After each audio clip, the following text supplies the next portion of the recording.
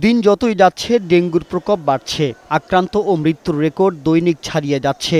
বিশেষ করে সেপ্টেম্বর মাসে ডেঙ্গু আক্রান্তের সংখ্যা চলতি বছরের সব মাসের চেয়ে বেশি। স্বাস্থ্য অধিদপ্তরের হিসেবে চলতি বছরের ৯ মাসে সারা দেশে হাসপাতালে ডেঙ্গু আক্রান্ত হয়ে চিকিৎসা নিয়েছে ২৯,৭৮৬ জন। এর মধ্যে ৮ মাসে অর্থাৎ আগস্ট মাস পর্যন্ত আক্রান্ত হয়েছে ১২,৮৪১ জন। শুধু সেপ্টেম্বর মাসেই ডেঙ্গু আক্রান্ত হয়ে হাসপাতালে ভর্তি হয়েছে ১৬,৯৪৫ জন। আগস্ট মাস পর্যন্ত ৮৩ জনের মৃত্যু হয়েছে, আর সেপ্টেম্বর মাসেই মারা গেছে ৭৫ জন। মোট মৃত্যুর সংখ্যা ১৫৮ জন।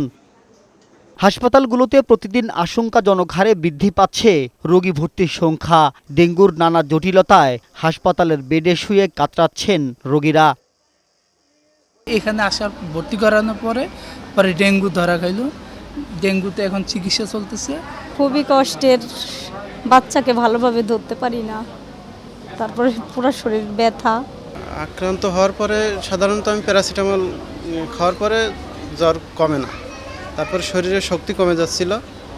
এমতো অবস্থায় টেস্ট করতে গেছিলাম, তখন পজিটিভ ধরা পড়ছে।